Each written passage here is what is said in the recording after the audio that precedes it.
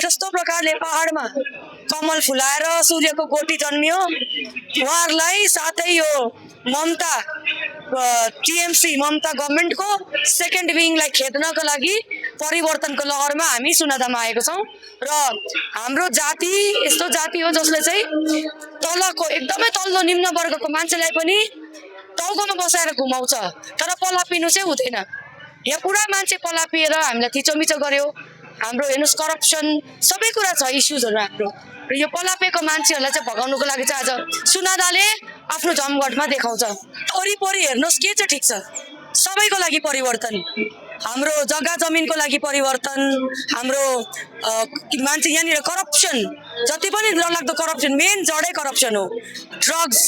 Drugs अब्युजको अगेन्स्टमा हाम्रो परिवर्तन, हाम्रो जति पनि माटो लुटेर लगेको बाहिरबाट आएको मान्छेले हामीलाई राज गरेको छ त्यसको परिवर्तन, हाम्रो जग्गा जमिनहरू रातोरात बेचेर बाहिरको मान्छेलाई यहाँनिर गाडेको छ त्यसको खिलाफ परिवर्तन, हाम्रो जति पनि यहाँनिर इम्प्लोइमेन्ट अपर्च्युनिटिजहरू जति पनि छ हाम्रो युथहरूको लागि विशेष गरेर न्यू भोटर्स 18 वर्षदेखिको माथिको नानीहरू जो अलरेडी +2 डिग्रीहरू गरिसकेको छ, मास्टर्सहरू गरिरहेको छ, उहाँ नानीहरूको लागि परिवर्तन। उहाँ नानीहरूले आजको दिनमा यति यहाँनिर करप्सन भएको कारणले गर्दाखेरि उहाँको जब अपर्च्युनिटिजहरू नभएको कारणले माइग्रेट हुनु परेको छ। पढाइ लेखाइ गर्नुमा उनीहरूको राम्रो व्यवस्थित छैन। उहाँहरूले पाउनुपर्ने, अब हेर्नुहोस् न आजको दिनमा हामी ट्याक्स पेयर भएर जति ट्याक्सको पैसाले हामीले यो पाउनु पर्थ्यो जुन चाहिँ 1500 रुपियाँ युवा साथी, यो त बङ्गालको लागेको स्किम हो। हामी बङ्गालको सिटिजन भएको कारणले हिन्दुस्तानको कानुनभित्र परेको प्रावधान यो हावाको कुरा यो फैलाउनेहरूको अगेन्स्टमा हामी परिवर्तन, हामी खालि सत्य र न्याय, हाम्रो गोर्खा जातिले न्याय पाउनुपर्छ भनेर हाम्रो त्यति मात्रै छ। बन्द भएको बगानहरूसँग हामी त्यहाँ पुग्यो किनभने तपाईँलाई थाहा छ चिया श्रमिकहरूको लागि हामी सब्जेक्ट म्याटर एक्सपर्ट हो। हामीले यतिका बेसी काम गरिरहेको छौँ। हिजो तपाईँहरूले मिरिकको क्याम्पेनिङ देख्नुभयो, जग्गा जग्गाको क्याम्पेनिङ देख्नुभयो। एक दुईजना मान्छेहरूले हावा उडाइरहेको छ, आफूले पनि गर्दैन अर्काले गर्दाखेरि पनि बाहिर खनिरहेको छ। अनि यहाँनिर यो जुन चाहिँ हाम्रो जिटिएको एडमिनिस्ट्रेसन ठिक नभएको कारणले, ढङ्गमा नभएको कारणले चाहिँ यो कतिवटा बन्सलको बगानहरू होइन, हामी यहाँ तल मुन्डाहरूतिर पनि भिजिट गरेको, ज्यादाभन्दा यो जिटिएकै गल्ती, मान्छेहरूको गल्ती छ। उनीहरूले भित्रभित्रै मिलाएर मालिक भगाउने, एउटा मालिकले कम्पनी ल्याएर यहाँनिर कमान चलाउँछ भने जिटिए यहाँको गभर्मेन्ट हुँदाहुँदै त्यो मान्छेलाई किन झिकाउन सक्दैन, बङ्गाल सरकारले किन झिकाउन सक्दैन? भित्र सेटिङ छ, यो सेटिङको खिलाफ हामी डेफिनेटली काम गर्छौँ। हामी लिगली त गर्छौँ, एमएलए को जुन चाहिँ क्यापेबिलिटिज त्यो तरिकाले पनि गर्छौँ।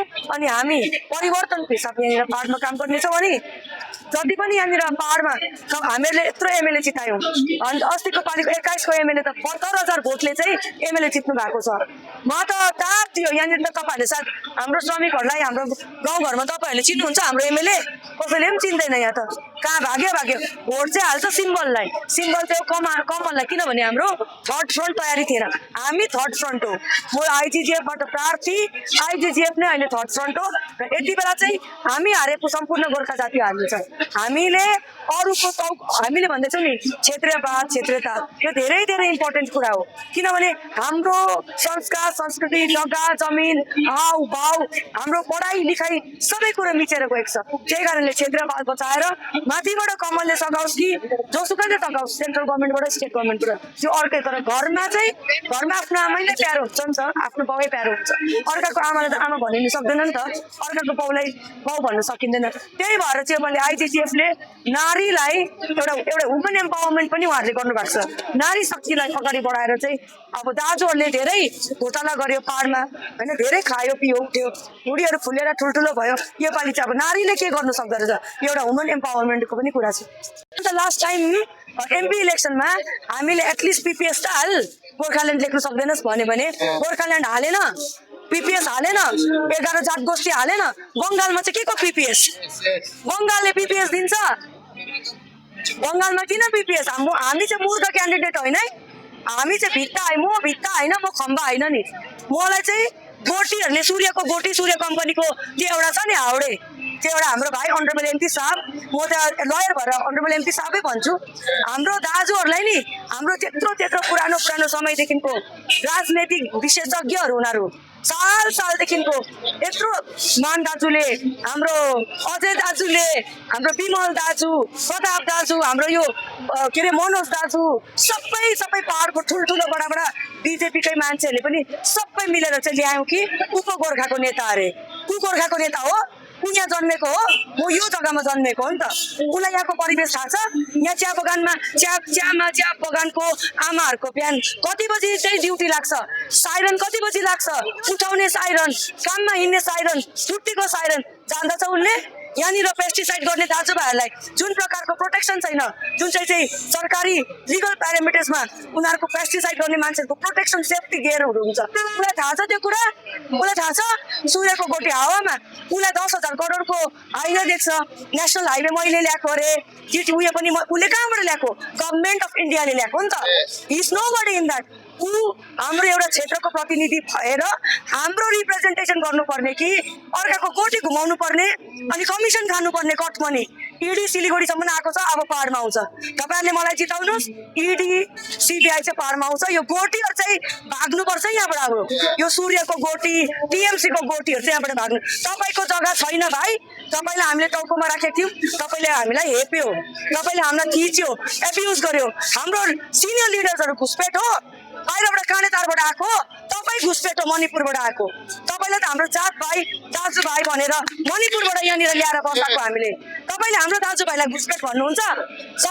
कुन पार्टीमा हुन्छ नि त, पार्टीमा रिस। अब म आइजिजिएफमा पनि अब म क्याडर हुँदा धेरै फेस गर्नु पर्यो नि त। आइजिजिएफको क्याडर्सले हाम्रो जुन चाहिँ अझै एडवर्ड जो कन्भेनर हुनुहुन्छ उहाँले फेस गर्नुभयो। त्यसलाई च्यालेन्जलाई एक्सेप्ट गर्नु पर्यो नि त। You should be able to convince the people. No, you shouldn't say कि बाहिरबाट आएर इन्फ्लक्स हो, हामी इन्फ्लक्स हो कि तिमी इन्फ्लक्स हो। कुन देशबाट आएको तिमी? तिमी नै होला नेपालबाट आएको, हामी त यहाँकै हो। तिम्रो भाषा पनि हामीसँग मिल्दैन, तिम्रो तरिका पनि मिल्दैन, तिम्रो सोच्ने शक्ति पनि छैन। अनि तिमीले जति पनि यहाँ तल हाइवेको 10,000 20,000 यो सूर्य कम्पनी छापेको छौ नि बाटोभरि, सबै चाहिँ हामी देखाउँछौँ। यो सबैको अगेन्स्टमा करप्सन। तपाईँहरूले पहाडमा आएर हामीलाई पहाडको मान्छेलाई खेलाउँछु भनेर सोचेको नसोच्दा हुन्छ, नसोच्दा हुन्छ। पहाडको मान्छेलाई खेलाउनु सक्छ, इमोसनल हो हामी, हामीलाई परेको छ, हाम्रोमा आफ्नो आइडेन्टिटी क्राइसिस भएको छ। त्यो भन्दा चाहिँ तिमीहरू आएर हामी माथि नाच्छौ, त्यसको खिलाफ परिवर्तन हो यो। अस्ति भर्खरको डेटा जुन चाहिँ लास्ट एजुकेसन भएर डिलिसनमा आएको छ, 91 lakh approximately voter deleted in SIR from Bengal. 91 lakh, 44,230 deleted from Darjeeling district, 2,407 deleted from Kalimpong district. यो डेटा छ हाम्रोमा। अनि एसआइआर त हामी एन्टी नेसनल होइन, हामी एक्सेप्ट गऱ्यौँ। म यसमा चाहिँ एमपी साहबले भन्नुभएको थियो अस्ति भर्खरै, ढट्नु हुँदैन त। महाकाल बाबालाई ढाँट्यो कि त्यो दाजुले, त्यो भाइले। अर्को दाजुले तिमीले त महाकाल बाबाको कसम खायो, चुप लाग्नुहोस् न, केही हुँदैन भनेको थिएँ। छ त्यो भन्ने मान्छे मलाई। र तपाईँले अस्ति भर्खर भन्नुभएको थियो एउटा मान्छे पनि डिलिट भन्नु, म रिजाइन गर्छु भनेको थियो। तपाईँ जाँदा हुन्छ, यहाँबाट रिजाइन गर्नुहोस्। हाम्रो केपेबल मान्छेलाई हामी एमपी बनाउँछौँ। हाम्रो पहाडको बाई इलेक्सन गराएर केपेबल मान्छेलाई हामी इलेक्सन गराउँछौँ। त्यहाँतिर जाने सक्षम व्यक्ति, डक्टर, पढेको पिएचडी, डक्टरेट, सिनियर लिडर्सहरू हाम्रोमा पनि छ। लयर्स, एक्सपर्ट्स, कन्स्टिट्युसनल एक्सपर्ट्स हामी त्यहाँ पढ्छौँ। तिमीलाई त केही त आउँदैन, तिमीले जानेको भए पो बोल्छौ। गोर्खाको छोरा ऊ म भनेर पार्लियामेन्टमा हल्लाएर हुन्छ? हुँदैन। अब यो डिलिसनमा हामीले गर्नुपर्ने अपिल, लिगली अपिल गर्नुपर्ने। अनि त्यो लिगली अपिल गरेपछि चाहिँ हाम्रो जति पनि उब्रेको हुन्छ त्यसलाई चाहिँ हामी काम गर्नुपर्छ। तर यो एमपीले सक्छ भनेदेखिको चाहिँ तिमीले सुप्रिम कोर्टमा गएर स्टे लगाऊ। इलेक्सनसम्म यो जति पनि रिलेटेड भोटर्स छ यिनीहरूलाई तिमीले पनि यो जिटिएको चिफले पनि तिम्रो ममता सरकारलाई भन, जति पनि रिलेटेड मान्छेहरू छ नि, वन्दना राईले पो भित्रभित्रै घुसेर इसिआईसँग पो अरे, म पो भित्रभित्रै घुसेर मैले पो मेरो क्लियर गराउनु अरे। म चाहिँ देशको संविधान भन्दा ठुलो हो, म चाहिँ इसिआई भन्दा ठुलो हो। पग्लाहरू के भएको? यो जुन चाहिँ छ नि यो कुरा, यो चाहिँ तपाईँहरूले चाहिँ स्टेट गभर्मेन्टलाई, जिटिएको चिफले, तपाईँले अनि यताबाट राजु विष्टले आफ्नो मिनिस्टरलाई भन्नु, प्राइम मिनिस्टरलाई भनेर चाहिँ इलेक्सन चाहिँ यिनीहरूले गर्नु पाउनु पर्यो नि त। भोट चाहिँ यो डिलिसन मान्छेले भोट गर्नु पाएनन्, उनीहरू नागरिकै हिन्दुस्तानको। 44,000 खरसाङमा 44,000 भनेको 2,20,000 भोट छ हाम्रो खरसाङमा। अन्त हामीलाई त यो त अन्याय भयो त, क्यान्डिडेटलाई पनि अन्याय भयो, भोटर्सलाई पनि अन्याय भयो, सिटिजनलाई पनि अन्याय भयो त। यो चाहिँ के गर्छ? This is the latest data. हामीलाई चाहिँ हावा बोलेर हुँदैन नि। एआईमा क्यान्डिडेट उठायो पनि जित्छु भन्नु चाहिँ हुँदैन है पहाडको जनतालाई। कि तपाईँले जनतालाई सोध्नुहोस्, अरूको क्याम्पेनिङ हेर्नुहोस्, हाम्रो क्याम्पेनिङ हेर्नुहोस्। तपाईँहरूले देख्नुभयो होला कतिजना मिडियाको दाजुभाइहरूलाई प्रेसर होला, किनभने अस्ति भर्खर हाम्रो जुन चाहिँ ठुलो बृहत र्याली थियो खरसाङमा एउटा टिभी च्यानल चाहिँ चलाएन, तर हाम्रोमा हात टिभी छ है, हातमा टिभी छ नि, पुगेको छ नि। तपाईँहरूको त्यो खानापिना मासु भात दिएको चाहिँ त्यो भोटर्स होइन, तपाईँको धम्की दिएर ल्याएको भोटर्स होइन, यो यहाँ जति भेला हुन्छ नि एक्चुअल भोटर्स हो नि त। यो एक्चुअल भोटर्स हो, साइलेन्ट भोटर्सहरू हुनुहुन्छ। साइलेन्ट भोटर्स चाहिँ बसेर अब्जर्भ गर्ने हो कि लहर चाहिँ छैन योपालि, न योपालि कमलको लहर छ। हामीले त राजु विष्टलाई त चिन्दैन थियो, मोदीलाई भोट हालेको नि त पाहाडको मान्छेले, कामै गर्दैन। उहाँले दिनुभएको प्रोजेक्टहरू, यो घर घर जलको व्यवस्था हेर्नुहोस्, बाटोघाटोको व्यवस्थाहरू हेर्नुहोस्, धेरैवटा प्रोजेक्टहरू जुन चाहिँ यो राजु विष्टले ढङ्गले एक्जिक्युट गर्दैन। यो चाहिँ सेन्ट्रल गभर्मेन्टलाई थाहा हुनुपर्छ। म चाहिँ सेन्ट्रल गभर्मेन्टको टप लिडर्सहरूलाई राजु विष्टको विषयमा चाहिँ लेखेर दिन्छु, मास पिटिसन गराएर सबबाट साइन गराएर दिन्छु। यसले चाहिँ हामीलाई काम गरेको छैन भनेर म चाहिँ त्यस्तो व्यक्ति हो नि, डराउँदिनँ नि तिमीहरूको जोसुकै होस्।